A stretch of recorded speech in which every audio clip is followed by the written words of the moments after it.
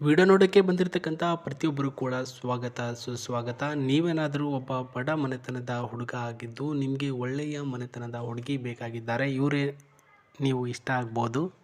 ಯಾಕಂದರೆ ಇವರು ಕೂಡ ಒಬ್ಬ ಮಿಡಲ್ ಕ್ಲಾಸ್ ಮನೆತನದ ಹುಡುಗಿ.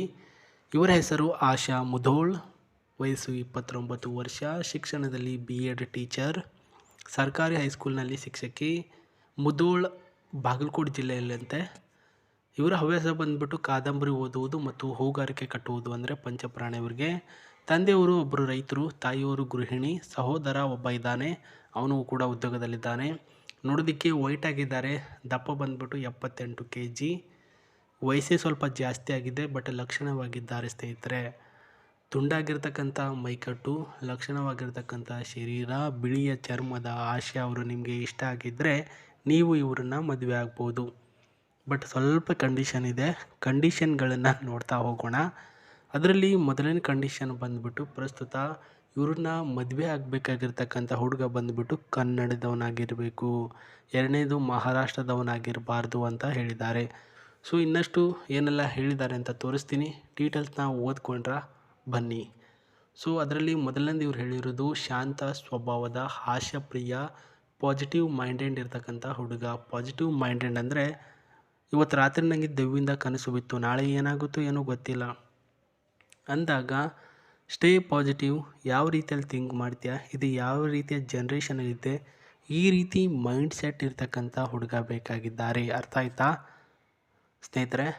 ಅವರ ಊರಿನಲ್ಲಿ ಸುಮಾರು ಜನ ಇದ್ದಾರೆ, ಅವ್ರಿಗೆ ಮದುವೆ ಆಗ್ಬೋದು, ದೊಡ್ಡ ವಿಷಯ ಅಲ್ಲ. ಬಟ್ ಇವ್ರನ್ನ ಅರ್ಥ ಮಾಡ್ಕೊಂಡು ಇವರ ಪಾಯಿಂಟ್ಗಳನ್ನು ಅಳವಡಿಸ್ಕೊಂಡು ಹೋಗುವಂಥ ಹುಡುಗ ಬೇಕು. ಹಣದ ವಿಷಯದಲ್ಲಿ ಜವಾಬ್ದಾರಿ ಆ್ಯಂಡ್ ಕೆಟ್ಟ ಅಭ್ಯಾಸಗಳಿಂದ ದೂರ ಇರುವಂಥ ಹುಡುಗ. ತನ್ನ ಆಸೆಗಳನ್ನು ತನ್ನದು ಅಂತ ತಿಳಿದುಕೊಂಡು ಅದನ್ನು ಈಡೇರಿಸಿ ಬೇಕಾಗಿರ್ತಕ್ಕಂಥ ಹುಡುಗ. ಸ್ವಲ್ಪ ಕಾಮದ ದಾಹ ಈಡೇರಿಸಿಕೊಳ್ಳುವಂತಹ ಹುಡುಗ. ಅರ್ಥ ಆಯ್ತಾ? ನಾನೇನು ಬಿಡಿಸಿ ಹೇಳಬೇಕಾಗಿಲ್ಲ, ಎಲ್ಲರೂ ಕೂಡ ಒಳ್ಳೆಯ ಒಂದು ಟ್ಯಾಲೆಂಟ್ ಆಗಿರ್ತಕ್ಕಂಥ ಹುಡುಗರೇ ಇದ್ದೀರಾ. ನಿಮಗೆ ಈ ಒಂದು ಮಾಹಿತಿಗಳಲ್ಲಿ ಇವರು ಹೇಳಿರ್ತಕ್ಕಂಥ ಪಾಯಿಂಟ್ಗಳಲ್ಲಿ ಯಾವುದಾದ್ರೂ ಒಂದು ಬೇಜಾರಾಗಿದ್ದರೆ ಖಂಡಿತವಾಗ್ಲೂ ನಾನು ಅದಕ್ಕೆ ಕ್ಷಮೆ ಕೇಳ್ತೇನೆ. ಯಾಕಂದರೆ ಅವರಿಗೆ ಯಾವ ರೀತಿ ಪ್ರಪಲ್ಗಳು ಬೇಕಾಗಿರ್ತಾರೆ ಅನ್ನೋದರ ಮೇಲ್ಗಡೆ ನಾನು ನಿಮಗೆ ತಿಳಿಸಿರ್ತೇನೆ. ಇಲ್ಲ ಪರವಾಗಿಲ್ಲ ನಮಗೆ ಇಷ್ಟ ಆಗಿದ್ದಾರೆ ಅಂತಂದರೆ ಇವಾಗ ಒಂದು ಟ್ವಿಸ್ಟ್ ಕೊಡ್ತೇನೆ ನಿಮಗೆ. ಏನಂದರೆ ಇವ್ರಿಗೆ ಆಸ್ತಿ ತುಂಬ ಇದೆ. ಏನೆಲ್ಲ ಆಸ್ತಿ ಇದೆ ಅಂತ ತೋರಿಸ್ತೇನೆ. ಸೊ ಸ್ನೇಹಿತರೆ, ಇವರ ಫೋಟೋ ಇನ್ನೊಮ್ಮೆ ನೋಡ್ಕೊಳ್ಳಿ ಕೊನೆಯದಾಗಿ. ಇವಾಗ ನಾನು ಮುಂದುವರೆದು ವಿಡಿಯೋದಲ್ಲಿ ಹೇಳಬೇಕಾದ್ರೆ, ಪ್ರಸ್ತುತ ಆಸ್ತಿ ತುಂಬ ಇದೆ ಅಂತ ಹೇಳಿದ್ನಲ್ವಾ. ಸೊ ಆಸ್ತಿ ನಂಬರ್ 1 ಬಂದ್ಬಿಟ್ಟು ಒಂದು ಮನೆ ಇದೆ, ಒಂದು ಫ್ಲಾಟ್ ಇದೆ. ಫ್ಲಾಟು ಬಂದ್ಬಿಟ್ಟು ಇವರ ಹೆಸರಿಗೆ ಇದೆ. ಆಸ್ತಿ ಬಂದ್ಬಿಟ್ಟು ಇವರ ಒಂದು ತಂದೆಯವರ ಹೆಸರಿಗೆ ಇದೆ. ಆ್ಯಂಡ್ ಇಲ್ಲಿ ನಾನು ನಿಮಗೆ ಒಂದು ಕಾರಿನ ಫೋಟೋ ತೋರಿಸ್ತಿದ್ದೀನಲ್ವಾ. Yes, grey colour car. ಈ ಒಂದು ಕಾರು ಪ್ರಸ್ತುತ ಅವರ ಹೆಸರಿಗೆ ಇರ್ತಕ್ಕಂಥದ್ದು. ಯಾಕೆ ಮಗಳ ಹೆಸರಿಗೆ ಮಾಡಿದ್ದಾರೆ ಅಂದರೆ, ಗಂಡು ಮಕ್ಕಳಲ್ಲಿ ಒಬ್ಬ ಮಗ ಇನ್ನೂ ಕೂಡ ಬಾಲ್ಯ, ಅಂದರೆ 8ನೇನೋ 9ನೇ ತರಗತಿಯಲ್ಲಿ ಸ್ಟಡಿ ಮಾಡ್ತಾ ಇದ್ದಾನೆ, ಅವನಿಗೆ ತಿಳುವಳಿಕೆ ಕಮ್ಮಿ.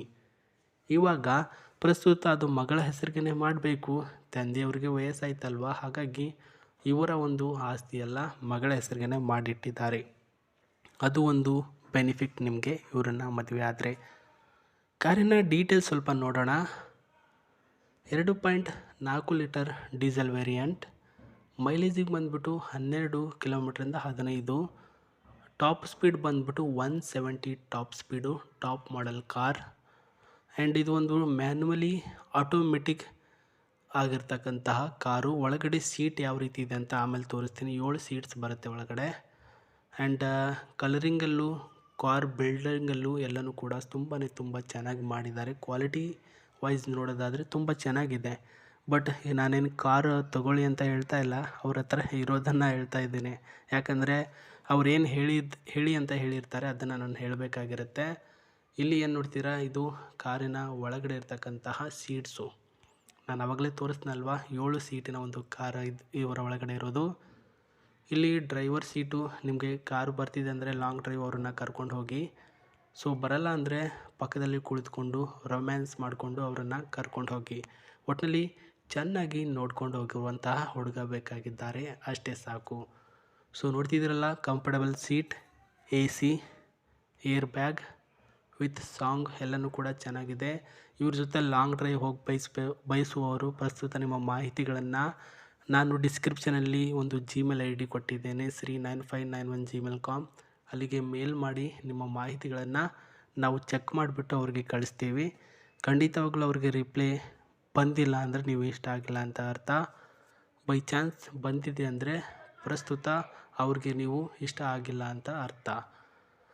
ಸೊ ಇದು ಇವತ್ತಿನ ಒಂದು ಮಾಹಿತಿ. ನಾನು ನಿಮಗೆ ಮತ್ತೆ ಹೊಸ ಪ್ರೊಫೈಲ್ಗೆ ಸಿಗ್ತೀನಿ. ನಮಸ್ತೆ, ಬಾಯ್.